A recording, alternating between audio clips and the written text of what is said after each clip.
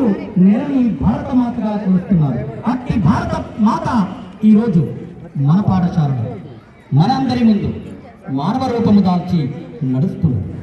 ఒక్కసారిగా ఆ భారత మాతకి ఘనమైనటువంటి చప్పట్లతో అభినందించవలసిందిగా అందరినీ వేడుకుంటున్నారు.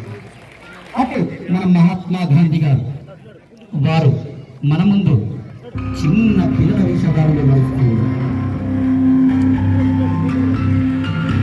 బాబు రాజేంద్ర ప్రసాద్ గారు వారికి గట్టిగా చప్పట్లు అందించాలి.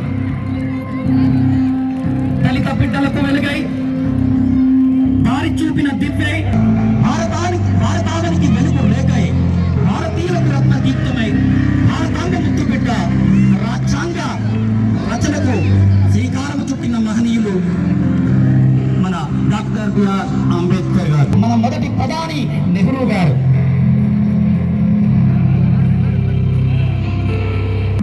ఏకతాటిపై నడుపుతూ స్వాతంత్ర పోరాటంలో తెగువను చూపుతూ మన తొలి ఉప ప్రధాని భారత హోంశాఖ మంత్రిగా బాధ్యతలు ఆజాద్ హింద్ ఫౌజ్ని నడిపి భారత స్వాతంత్ర పోరాటానికి యువతను కబలించిన మహనీయులు సుభాష్ చంద్రబోస్. ప్రతి యువతను కూడా మిలిటరీలోకి ఆహ్వానించినటువంటి మహానాయకుడు సుభాష్ చంద్రబోస్. నా శరీరాన్ని నలిపివేయవచ్చు కానీ నా ఆత్మను నలిపివేయలేరు.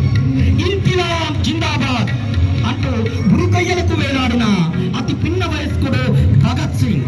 ఎంతో మందికి యువతకు ఓ బేకార్ జవానీ హై, దేశం కోసం నీ రక్తము ఉడకకపోతే నీ యవ్వనం వ్యర్థమంటూ దేశభక్తిని చాటిన ధీరుడు చంద్రశేఖర్ ఆజాద్.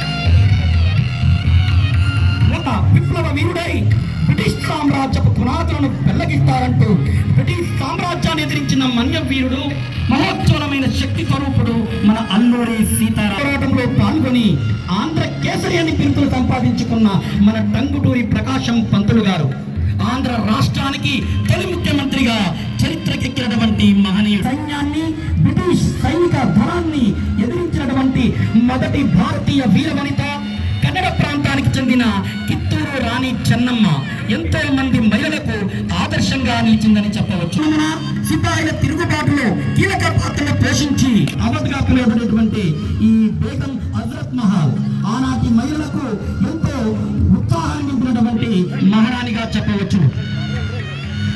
ఆ బేగం హజరత్ మహల్ నియామకం మేరకు వీరవనిత ఉదాదేవి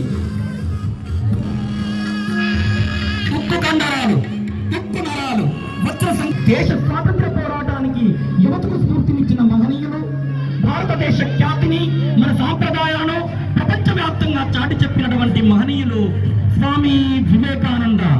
వారికి ఒక్కసారి ఆ దివ్యమూర్తికి గట్టిగా చప్పట్లు ఎత్తించిన వీరవనిత భరతమాత నుదుటన సింధూరమై తుది శ్వాస వరకు భారతీయ సంస్కృతిని పౌరుషాన్ని కాపాడినటువంటి మణికర్ణిక ఝాన్సీ లక్ష్మీబాయి. ఈమె ఎంతో మంది నారీమణులకు ఆదర్శంగా నిలిచినటువంటి మహారాణి. ఝాన్సీ లింగ పోరాటం చేసినటువంటి వీరవనిత, విప్లవ తల్లిగా పిలువబడిన భారత కోకిలగా, స్వాతంత్ర సమరయోధురాలుగా, స్వతంత్ర భారత ఉప్పు సత్యాగ్రహం నుంచి పూర్వ స్వతంత్ర వరకు పోరాటం చేసినటువంటి స్వాతంత్ర సమరయోధురాలు సరోజ. కులమత భేదాలకు అతీతంగా సమాజాన్ని ప్రేమించిన ప్రేమ స్వరూపిణి సావిత్రిబాయి పూలే.